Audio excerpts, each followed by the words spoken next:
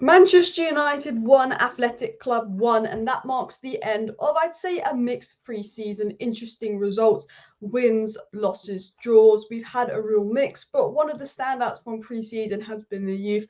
Pellistri today, Garnacho yesterday, and of course, Kobbie Mainoo earlier on. The youth has really impressed me, and looking at Facundo Pellistri today, does he need to go on loan? And if we do loan him, let's not be loaning him back to Boca Juniors. That is wasting him. Let's be giving him a Premier League loan. Because tell me now in the chat, when have you ever seen Facundo Pellistri put a Man United shirt on and not play well? Every single time he plays for United, he's good. Even when he was getting 5-10 minutes at the end of matches, like, oh, Pellistri made an impact. Every single time I've seen Pellistri in a Man United shirt, he has been good. And it pains me to this day. You remember my watch-along FA Cup final? I said, stop bringing Weghorst on and let's bring on Pellistri. We saw how Garnacho cooked when he came on as a sub in the FA Cup final. I don't ever get why Pellistri never came on, but Garnacho yesterday was cooking. Pellistri today was cooking. And I said it and people were laughing at me, but I said, look, Garnacho's our Saka academy guy, comes through. Pellistri's our Martinelli, couple million quid, unknown South American player.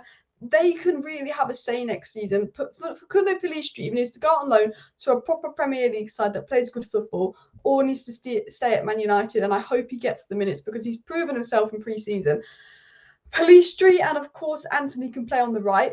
Højlund and then Sancho can be the centre forward and striker combination. Rashford on the left and Garnacho on the left. That for me should be Man United's attacking options. For me, obviously Martial as well at number 9, but Martial will only be available for about 2 games for the whole season because I think Martial's injured. He's not played a single game in pre-season, which says it. Oh, and look, I'm not going to act like pre-season was perfect. Look, there was problems today, individual errors costing us, Maguire making a mistake, but what has stood out in pre-season for me is Jadon Sancho, Facundo Pellistri, Kobbie Mainoo and Garnacho, and 3 of those players are incredibly young. In fact, Sancho's incredibly young, and I think my points from pre-season is Sancho looks better centrally. Facundo Pellistri, he always makes an impact. As I've said, when he had a bad game for United. And the thing about Pellistri that I love is he works incredibly hard. That guy did not stop running. There was a couple of times where the ball would be kicked up the pitch and Pellistri was just running at the Bilbao player and winning it off, and then they were pulling him back. And Bilbao was so dirty today, constantly fouling us. But Pellistri was just beating out the man, dribbling past them. You know, even though they were fouling and really physical, Pellistri was right on them, chasing, did not give up. Back forth. He was fantastic when he played off the left the last game. He played off the right again, fantastic. Versatile, works hard. Ten Hag, I really hope Ten Hag uses this guy. I don't think he was used enough last season. No, he had injuries, but he is literally versatile. He works incredibly hard. He presses. I think he suits Ten Hag's system as well. And the thing about Pellistri is Garnacho likes to cut in and score. Antony likes to cut in and score. Rashford likes to cut in and score. Facundo Pellistri is more of a creator like Sancho. He likes to put crosses in. He likes to create. He likes to do those quick 1-2s.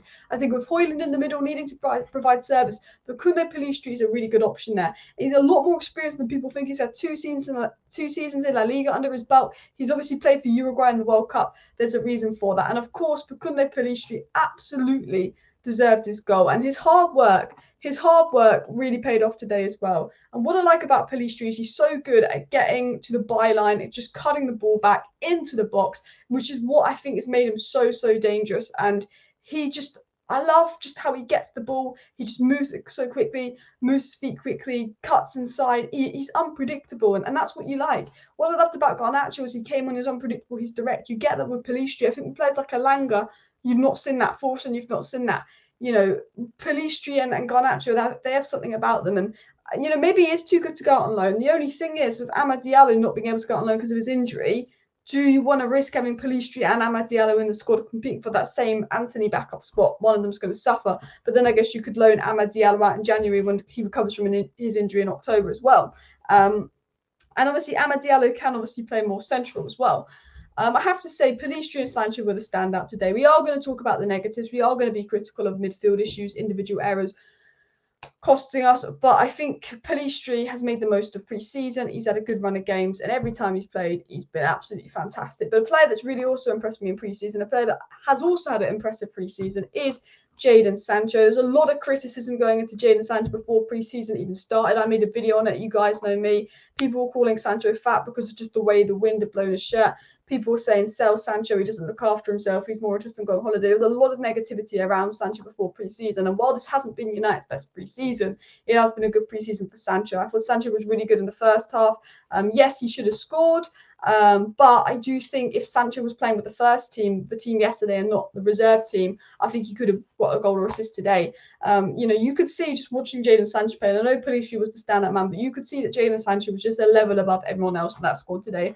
I just said Jadon Sancho is too good to be playing with these guys. He needs to be playing with the first team. And for me, as much as I love Garnacho, as brilliant as Garnacho was, I would actually start Sancho centrally because I don't like Rashford in the middle. I would start Sancho centrally, Rashford on the left, and Antony on the right versus Wolves. And then you've got Pellistri and Garnacho as real impact subs there. Højlund is obviously injured as well.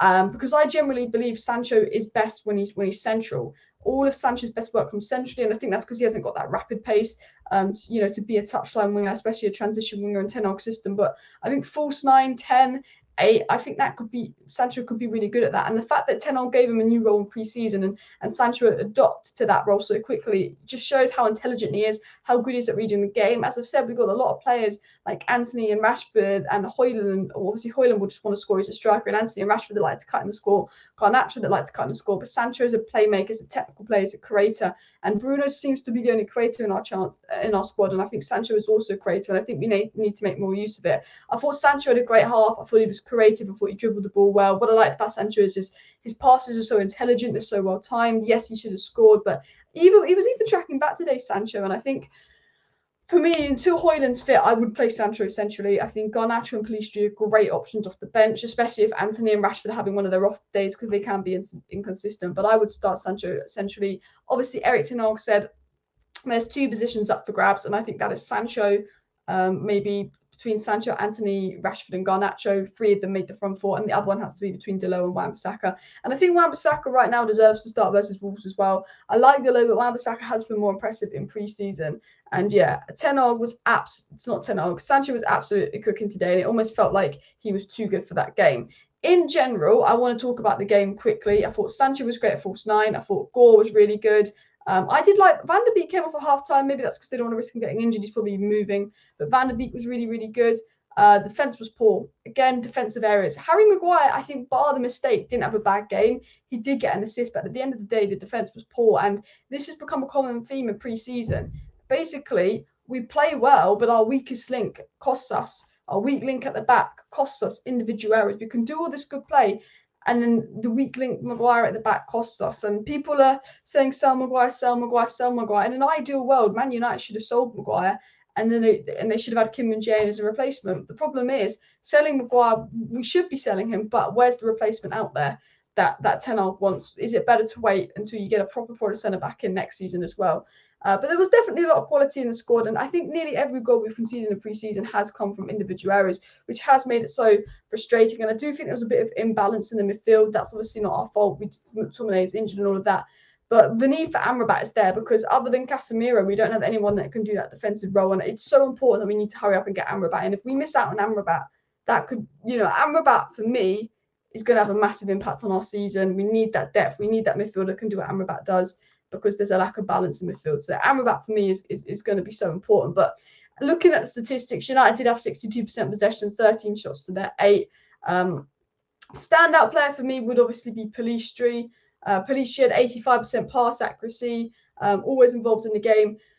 17 passes, actually won 5 out of his 10 ground duels. He won 6 out of 12 duels, always looking to get involved, always looking to attack. Obviously had a shot and obviously scored the goal. Obviously attempted 2 dribbles as well, always trying to take on people. Sancho actually completed 3 out of the 4 dribbles he attempted. And obviously he was heavily involved in the game. But Sancho was very good as well. But yeah, smash a like, smash a subscribe. Thank you for watching, and bye.